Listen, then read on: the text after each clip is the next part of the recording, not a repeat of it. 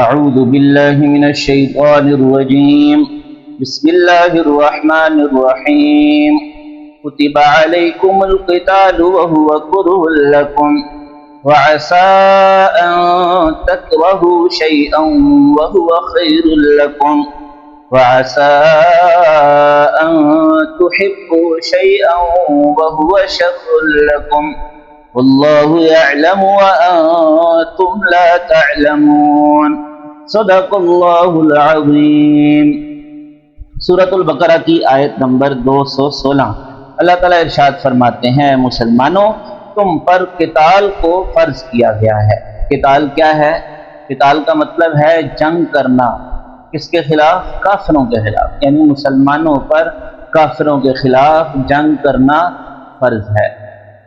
کیا تمام مسلمانوں پہ قتال کرنا فرض ہے؟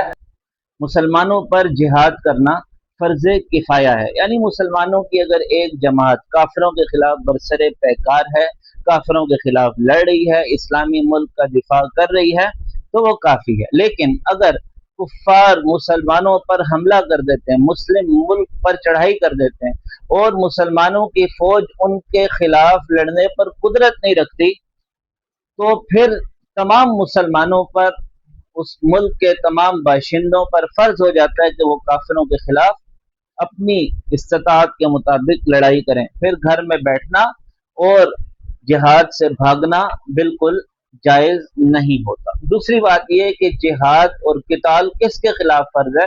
تو قتال کفار کے خلاف فرض ہے۔ مسلمانوں کے خلاف تلوار اٹھانا، چاہے مسلمان فاسق ہو، فاجر ہو، ظالم ہو، جائز نہیں ہے۔ آگے اللہ تعالیٰ فرما رہے ہیں وَهُوَ كُرْهٌ لَكُمْ، یہ جہاد، یہ قتال تم پر بھاری ہے، تمہارے نفس کو گناہ گزرتا ہے، تمہیں پسند نہیں ہے، اس لیے کہ یہاں پر اپنی جان اللہ کے راستے میں پیش کی جاتی ہے، اپنا سب کچھ اللہ کے راستے میں لٹا دیا جاتا ہے۔ وَعَسَىٰ أَن تَكْرَهُوا شَيْئًا وَهُوَ خَيْرٌ لَكُمْ، آگے اللہ تعالیٰ فرما رہے ہیں کہ ممکن ہے ایک چیز کو تم ناپسند کرو، یعنی قتال تمہارے نفس کو تو اچھا نہیں لگتا، تم دل سے تو اس پہ راضی نہیں ہوتے، لیکن اللہ تعالیٰ نے اس میں خیر رکھی ہوئی۔ وَعَسَىٰ أَن تُحِبُّوا شَيْئًا، اور ممکن ہے تم کسی چیز کو پسند کرو، یعنی گھر میں آرام سے بیٹھے ہوئے ہیں، راحت و آرام کی زندگی گزار رہے ہیں، وَهُوَ شَرٌّ لَكُمْ، لیکن یہ تمہارے لیے برا ہو۔ مسلمان اگر صرف راحت و آرام کے پیچھے پڑ جائیں گے اور صرف دنیاوی مال و متاع حاصل کرنے کے پیچھے لگ جائیں گے تو کفار ان کے اوپر تسلط قائم کر لیں گے، لہذا نتیجہ کیا ہوگا کہ ہر چیز ان کے قبضے میں ہوگی۔ واللہ یعلم، اللہ تعالیٰ جانتے ہیں، وانتم لا تعلمون، تم نہیں جانتے کہ جہاد چھوڑنے کا کیا نقصان ہے۔ یسألونک عن الشہر الحرام قتال فیہ، مسلمانوں کی ایک جماعت جا رہی تھی، راستے میں کفار سے مقابلہ ہو گیا، اس مقابلے میں مسلمانوں سے ایک کافر مارا گیا۔ اب وہ یکم رجب کا دن تھا اور مسلمانوں کا خیال تھا کہ یہ 30 جمادی الاخری ہے۔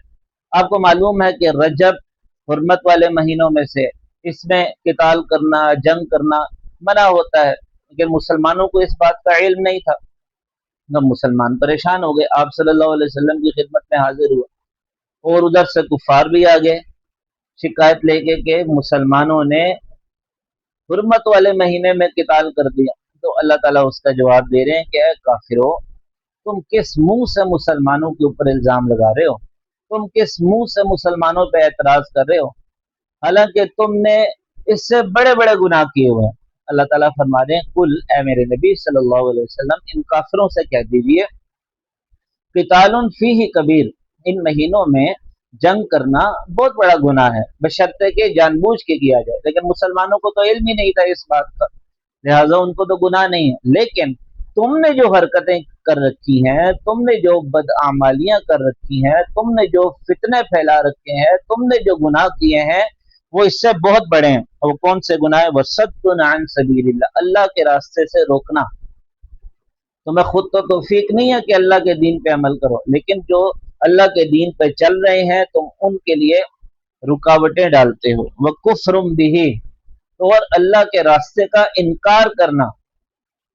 والمسجد الحرام، اور مسجد حرام سے روکنا، नहीं, मस्जिद हराम तुम्हारी प्रॉपर्टी तो नहीं है ना कि तुम उससे किसी को रोको।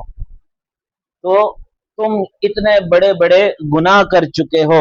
व इखराजु अहलिही मिनहु अकबर इंदल्लाह, और जो हरम के रहने वाले हैं उनको हरम से निकाल देना अल्लाह के नजदीक ये सारी चीजें बड़े गुनाह हैं। वल फितना तो अकबर मिनल कत्ल, और जो तुम फितना फैलाते हो, जो तुम साजिशें करते हो, जो मुसलमानों को नुकसान पहुंचाने की प्लानिंग्स करते हो, यह सब चीजें तो इस कत्ल से ज्यादा बड़ी नापसंदीदा है, इससे ज्यादा बड़ा गुनाह है। और आगे मुसलमानों को कहा जा रहा है कि मुसलमानों ये बात याद रखो, वला यजालूना युकातिलूनकुम, तुम जिहाद करो या ना करो, तुम क़िताल करो या ना करो, ये कुफ्फार तुमसे लड़ते रहेंगे। या तो तुम अपने आप को मजबूत करो इनके मुकाबले में और जिहाद को अपना शेवा बना लो, नहीं तो तुम्हें मार तो पड़ती रहेगी। वला यजालूना युकातिलूनकुम हत्ता यरुद्दुकुम अन दीनिकुम इन इस्तताऊ, यहाँ तक के वो तुम्हें तुम्हारे दीन से हटा दें। उनका टारगेट ये है कि मुसलमान इस्लाम को छोड़ दें। जब तक मुसलमान इस्लाम को नहीं छोड़ेंगे वो कुफ्फार मुसलमानों से लड़ते रहेंगे, मारते रहेंगे और जंग करते रहेंगे। इसका एक ही हल है कि मुसलमान अपने आप को जिहाद के लिए तैयार करें। वमन यर्तदिद मिनकुम, और जो कुफ्फार की इस कैंपेन के नतीजे में मुर्तद हो जाएगा, दीन इस्लाम को छोड़ देगा, फयमुत व हुवा काफिरुन, और कुफर की हालत में मर जाएगा, फउलाइका हबितत अअमालुहुम फिद दुनिया वल आखिरह, तो उसने इससे पहले जितने अच्छे काम किए थे वो सब के सब जाया हो जाएंगे। इसलिए कि हर नेक काम पर अजर सवाब तभी मिलेगा जब वो अल्लाह की रजा के लिए होगा, और अगर अल्लाह को ही नहीं मानते तो फिर उन सब कामों का कोई फायदा नहीं है। वह उलाइका अस्हाबुन नार, जो दीन को छोड़ेगा उसका ठिकाना आग है, हम फिहा खालिदून, हमेशा उसमें रहेगा।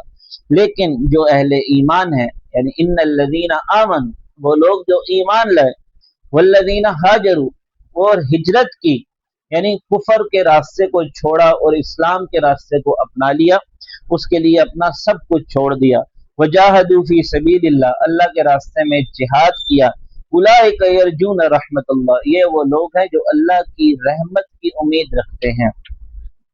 वल्लाहु गफूरुर रहीम, और अल्लाह ताला तो बख्शने वाले हैं, मेहरबान हैं, कदरदान हैं। जो अल्लाह के लिए अपना माल कुर्बान कर दे, अपनी जान कुर्बान कर दे, अपनी औलाद कुर्बान कर दे, अपना सब कुछ लुटा दे, अल्लाह ताला उसको बेयारो मददगार नहीं छोड़ते, बल्कि हर हाल में अल्लाह ताला उसके मुईन और मददगार बन जाते हैं। अल्लाह ताला से दुआ है कि वो मुसलमानों को जिहाद के फरीजे को सर अंजाम देने की तौफीक अता फरमाए और जिल्लत और रुसवाई से महफूज फरमाए और हर किस्म के फितने से महफूज फरमाए। आमीन या रब्बल आलमीन। व आखिर दावाना अनिल हम्दुलिल्लाहि रब्बिल आलमीन।